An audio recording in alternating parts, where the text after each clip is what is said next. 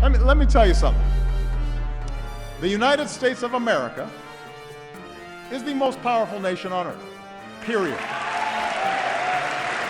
After the U.S. warned all day of a full-scale Russian invasion of Ukraine, that it was imminent, Vladimir Putin has just addressed the Russian people moments ago, announcing what Putin called the start of a military special operation, in his words.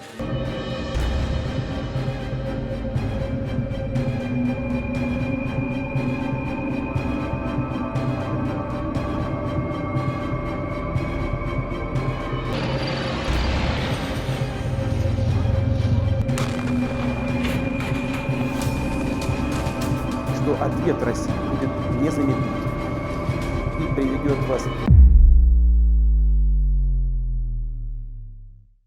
नमस्कार, मैं बालाजी पांडे। हम सभी लोगों को पता है कि USA दुनिया का सभी से पावरफुल कंट्री है, चाहे वो किसी भी सेक्टर में हो। लेकिन रसिया भी न्यूक्लियर टेक्नोलॉजी के मामलों में ग्लोबल सप्लाई चेन पे नंबर 1 डोमिनेंट प्लेयर है। पूरी दुनिया में 439 रिएक्टर में से 38 रिएक्टर रसिया के ही हैं और 42 रिएक्टर रसिया के टेक्नोलॉजी पर ही बनाए गए। और पूरी दुनिया के यूरेनियम का 40% यूरेनियम दुनिया में रसिया ही उपलब्ध करवाता है। और यहाँ तक कि रसिया के पास दुनिया का दूसरा सबसे बड़ा मिलिट्री है। और ये क्योंकि इसका कारण यह है कि रसिया मिलिट्री पर बहुत सारा खर्च भी करता है। तो इससे प्रश्न यह उठता है कि रसिया के पास वो कौन सा फ्यूल है। जैसे कि आपने हाल ही में सुना होगा कि जब यूक्रेन और रसिया का वार चल रहा था तो अमेरिका ने रसिया के सभी एक्सपोर्ट इंपोर्ट पे बैन लगा दिए।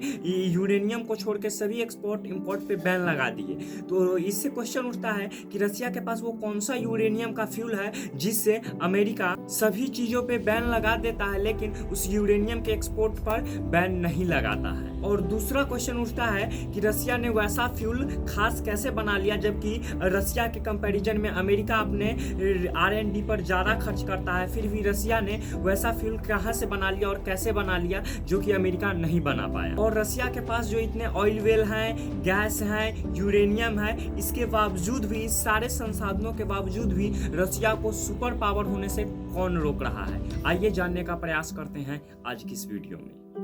1990 में यूएसएसआर के कोलैप्स के बाद रसिया के सुपर पावर पर सवाल खड़ा होता रहा है और उसी के बाद से ही रसिया को एक डिक्लाइनिंग पावर के रूप में देखा जाने लगा। और यहाँ तक कि जो बाइडेन के फॉरेन पॉलिसी में चाइना के राइज को काउंटर करना है, न कि रसिया के राइज को काउंटर करना है। इससे साफ क्लियर संकेत मिलता है कि अमेरिका रसिया को एक सुपर पावर नहीं मानता है, लेकिन रसिया के पास इतना सारे नेचुरल गैस हैं, ऑयल वेल्स हैं और यहाँ तक कि इतना सारा यूरेनियम है, फिर भी इसे सुपर पावर क्यों नहीं कहा जाता है? आप वीडियो को देखते रहिए, पता चल जाएगा इसका उत्तर। अगर हम रसिया की इकोनॉमी की बात करें तो रसिया के पूरी इकोनॉमी उसके एक्सपोर्ट पर निर्भर करता है। वो नेचुरल गैस का एक्सपोर्ट करता है या फिर वो वेपन का एक्सपोर्ट करता है, इसी से उसका इकोनॉमी चलता है। और अगर हम मार्केट एक्सचेंज रेट के आधार पर रसिया का जीडीपी बताएं, 1.5 ट्रिलियन डॉलर का है, जो कि यूएस के एक स्टेट टेक्सास के जीडीपी के बराबर है।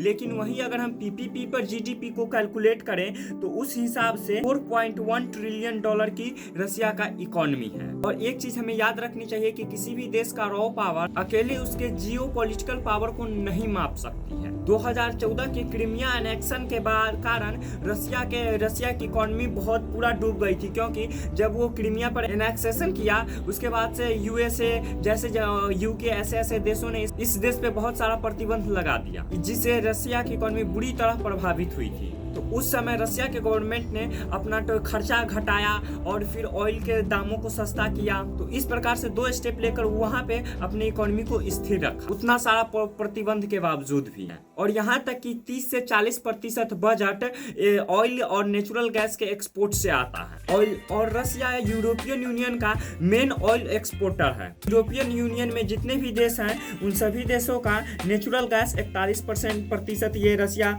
एक्सपोर्ट करता है। ऑयल 27% एक्सपोर्ट करता है, सॉलिड फॉसिल फ्यूल 47% एक्सपोर्ट करता है, और यहाँ तक कि रसिया टेक्नोलॉजी इनोवेशन में पीछे है, वहीं R&D पर अच्छा खासा पैसा वो स्पेंड करता है। और इस देश के पास सोशल मीडिया का डोमेस्टिक वर्जन भी सक्सेसफुल है। इस देश में रसिया डिफेंस के सेक्टर में $150 बिलियन से $180 बिलियन तक इन्वेस्ट करता है, जिसमें 50% पैसा वो नए वेपन पे इस्तेमाल करता है, मिलिट्री टेक्नोलॉजी पे करता है, रिसर्च प्रोजेक्ट पे करता है, हाइपरसोनिक मिसाइल बनाने पे करता है, डायरेक्टेड एनर्जी वेपन्स बनाने पे करता है, इलेक्ट्रॉनिक वारफेयर सिस्टम बनाने पे करता है, एडवांस सबमरीन पे करता है, और एंटी सैटेलाइट वेपन्स पे करता है। यहाँ तक कि 3 बार इकोनॉमी रिसेशन के बावजूद भी इस देश ने अपने मिलिट्री बजट में थोड़ा भी कॉम्प्रोमाइज नहीं किया। और ये जो इतना सारा डिफेंस के क्षेत्र में खर्च करता है, यही कारण है कि इसके पास दुनिया का दूसरा सबसे बड़ा मिलिट्री पावर है। रसिया पर ह्यूज डिपेंडेंस है अमेरिका का जब बात आती है न्यूक्लियर रिएक्टर की और या फिर न्यूक्लियर सेक्टर की। तो यूएस के पास तो अपना न्यूक्लियर रिएक्टर है, लेकिन उसका जो न्यूक्लियर रिएक्टर है वो ओल्ड वर्जन है, पुराना है, वहीं LWR वाला। और वो जो पुराना है उसमें पुराना फ्यूल भी लगता है, वहीं 3 से 5% इनरिचमेंट यूरेनियम, वैसा यूरेनियम जिसमें 3 से 5% इनरिच्ड हो। वहीं रसिया के पास एडवांस न्यूक्लियर रिएक्टर्स हैं, और जितने भी एडवांस न्यूक्लियर रिएक्टर होते हैं वो छोटे होते हैं और ज़्यादा इफिशियंट होते हैं, और उसमें HALEU वाला फ्यूल डाला जाता है जितने भी एडवांस न्यूक्लियर रिएक्टर होते हैं। अब आप लोगों के मन में आ रहा होगा HALEU ये कौन सा फ्यूल है, इस फ्यूल के बारे में बताओ। तो ये जो HALEU वाला फ्यूल है इसमें 5 से 20% यूरेनियम इनरिच्ड होता है, वहीं यूरेनियम 235, और अमेरिका जो यूरेनियम यूज करता है वो 3 से 5% इनरिच्ड होता है। अब इनरिचमेंट का मतलब क्या होगा, जितना ज़्यादा इनरिच्ड रहेगा उसमें उतना ही एक्टिव एटम्स होंगे, और जो कम इनरिच्ड यूरेनियम होते हैं उसमें कम एक्टिव एटम होते हैं, जो कि वो पुराने वाले जो रिएक्टर होते हैं उसमें वो चल जाएगा, वहीं LWR वाला। और जितना ज़्यादा एक्टिव एटम होगा, यानी कि जितना ज़्यादा इनरिच्ड होगा, सेम वेट में ज़्यादा देर तक जिसमें ज़्यादा एक्टिव एटम होंगे वो ज़्यादा देर तक चलेगा, जिससे ज़्यादा ऊर्जा पैदा हो। और HALEU वाला जो फ्यूल है वो ज़्यादा इनरिच्ड होता है, तो जितना ज़्यादा इनरिच्ड रहेगा उसमें हार्मफुल वेस्ट भी उतने ही कम होंगे। इससे पता लगता है कि USA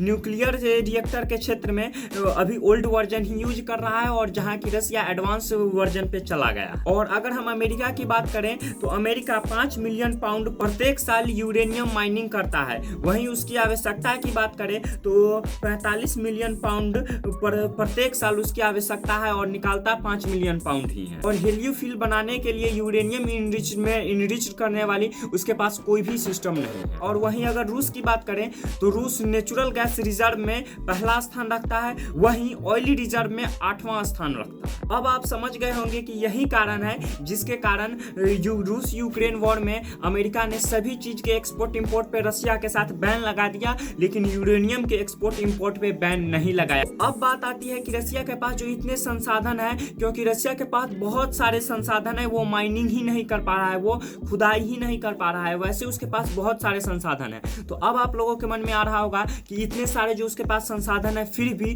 वो सुपर पावर क्यों नहीं बन जाता है। तो इसका एक ही जवाब है कि उसके जो आधा से अधिक एरिया में 50% से अधिक एरिया में 365 दिन साल भर बर्फ जमा रहता है, और जिससे वो उपयोगी संसाधन का यूज नहीं कर पाता। अब आप समझ ही गए होंगे कि रसिया के पास इतने सारे संसाधन के बावजूद भी रसिया को सुपर पावर बनने से कौन रोक रहा है। तो उसका एक ही उत्तर है कि वहाँ की जो बर्फ है, ठंडी मौसम है, वहीं उसको रोक रहा है। और एक बात आप जानते ही होंगे कि जिस देश के पास जितना सारा पोर्ट रहेगा, जितना बंदरगाह रहेगा, वो उतना ही डेवलप करेगा। वैसे तो रसिया सबसे ज़्यादा समुद्र के इलाकों से घिरा है, लेकिन रसिया के बहुत सारे क्षेत्र पे वहाँ पे बंदरगाह इसलिए नहीं खोला जा सकता क्योंकि वहाँ के पानी जम जाते हैं। मुख्य रूप से कहें तो रसिया के पास 7 ही बंदरगाह है। तो आशा करता हूँ कि ऐसी यह वीडियो अच्छा लगा होगा। आप मेरे इस चैनल पे जाके और भी इंफॉर्मेटिव वीडियोज़ को देख सकते हो। इसी टिप्पणी पे मैं बालाजी पांडे विदा लेता हूँ।